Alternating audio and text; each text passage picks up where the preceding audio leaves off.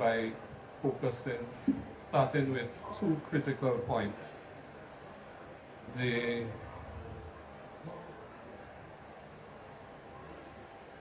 two contextual caveats. The first is that climate resilience needs are only one critical component of the matrix of challenges that we face in the Caribbean and in SIDS. And the second is that our problems are multidimensional, and this is something that came up throughout the discussions today as well as the questions. They are multidimensional and interrelated. Now, both of these two caveats carry very deep implications as to how we approach the issue of alignment of finance flows and the intersectionality of both the problems and the solutions. The question that was raised by our friend from the World Wildlife Fund is a good illustration of that. He was asking about the issue on food resilience and waste, and that carries over into all of the issues that we face in relation to climate change, the impact of climate change on agriculture. And if we talk in resilience, food is at the heart of our survivability. We heard also that $6.9 trillion US is needed each year to meet the needs of climate change. The fundamental issue surrounding the issue of financing, I want to submit, is political. Even the relatively paltry financing made available internationally comes nowhere near that projection by the IDB. $100 billion per year, not to be met until whenever. Contrast that with the speed and the urgency for the engine of war in Ukraine. $30 billion US in the course of less than 2 weeks mobilized for war. When we talk in survivability of these countries, not just SIDS, but international, global survivability. We are the only species in the world that is driving ourselves to extinction, while we've driven other species to extinction. The factors impacting the availability of climate finance, I think, have been explored by the panel, and I want to summarize them in terms of pre-existing and current debt burdens, the structural impediments such as eligibility requirements that are designed, which is a point that we didn't sufficiently emphasize.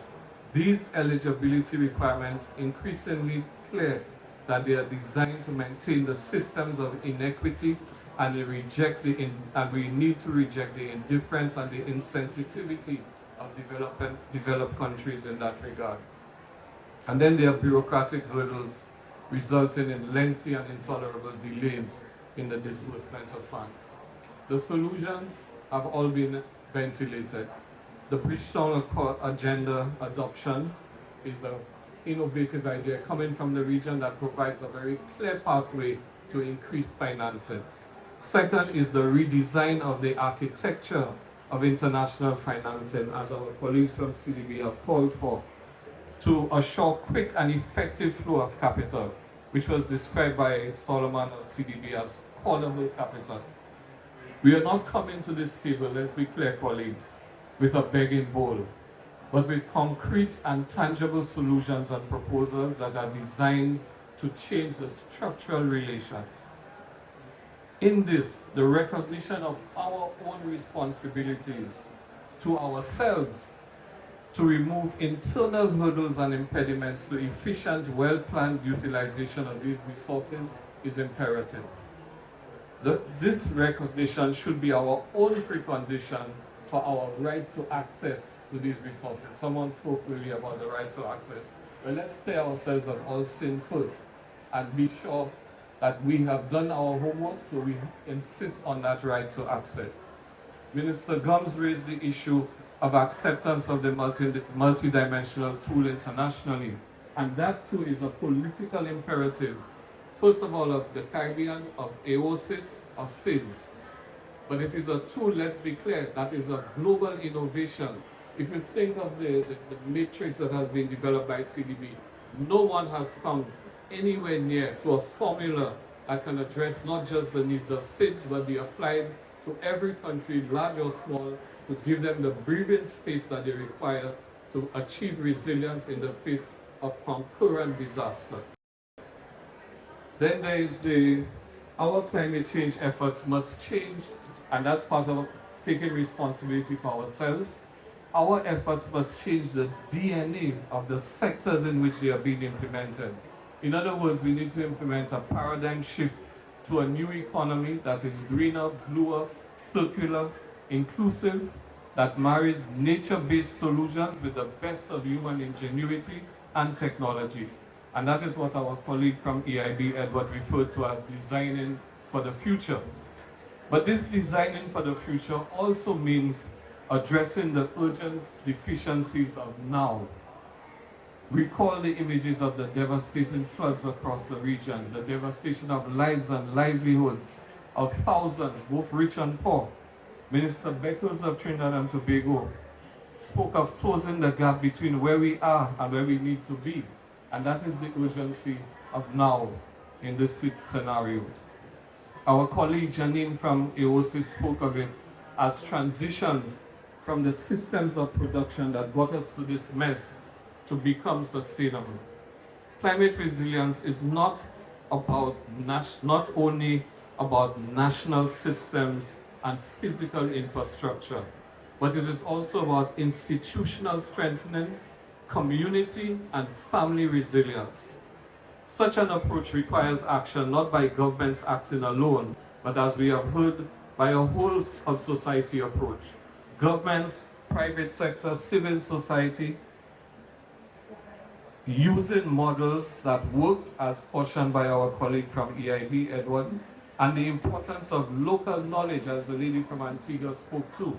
The importance of local knowledge in this process should never be overlooked. And as easy reference, I don't know if some of you have seen on social media the recent floods just this week. It was almost impossible for me to get there because every avenue to the international airport was blocked. Roads became rivers. And one of the communities, unimaginable floods in areas that were highly developed areas for decades have been settled communities. A former Minister of Environment, Jimmy Fletcher, who was instrumental in the 1.5 agenda, pointed out in a Facebook post that in one of those communities called Grand Rivière, and for those of you who know French, Grand Rivière means the Great River.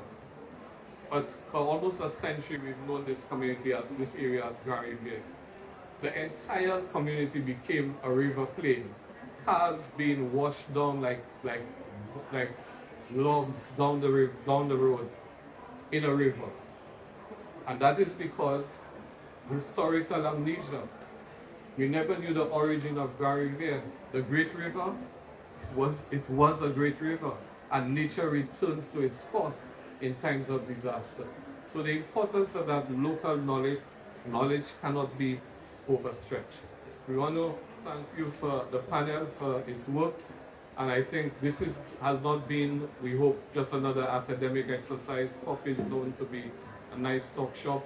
We need to move beyond talk to action, and this is what the collaboration of these institutions, CARICOM, 5C, CDB, OECS is all about. We need to strengthen our solidarity in order to get where we need to get. Thank you very much. Thank you, Dr. Jules.